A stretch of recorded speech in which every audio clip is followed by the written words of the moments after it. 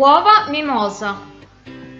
2 uova, una scatoletta di tonno, 25 g di maionese, un cucchiaino di capperi, un filetto d'acciuga, prezzemolo, spezie e grani di pepe rosa QB. Per prima cosa inserisco le uova in un pentolino con dell'acqua fredda e del sale che eviterà che quest'ultime si crepino durante la cottura e le cuocio con il coperchio per 10 minuti, dopodiché le passo sotto l'acqua fredda e le sguscio, divido ognuna a metà e con l'aiuto di un cucchiaino tolgo il rosso. Una parte la inserisco all'interno di un piatto con il tonno precedentemente sgocciolato, mentre l'altra servirà per creare l'effetto mimosa.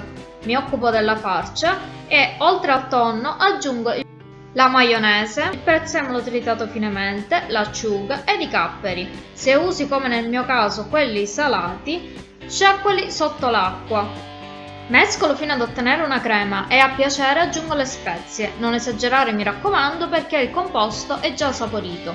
Farcisco le uova, taglio la base per far sì che possano stare dritte, decoro con il tuorlo sbriciolato e con i grani di pepe rosa. Ed eccomi, come sempre, alla prova assaggio. Questo antipastino è un'esplosione di sapori in bocca, ogni ingrediente ben amalgamato all'altro, e poi la cosa bella è che queste uova si preparano in men che non si dica.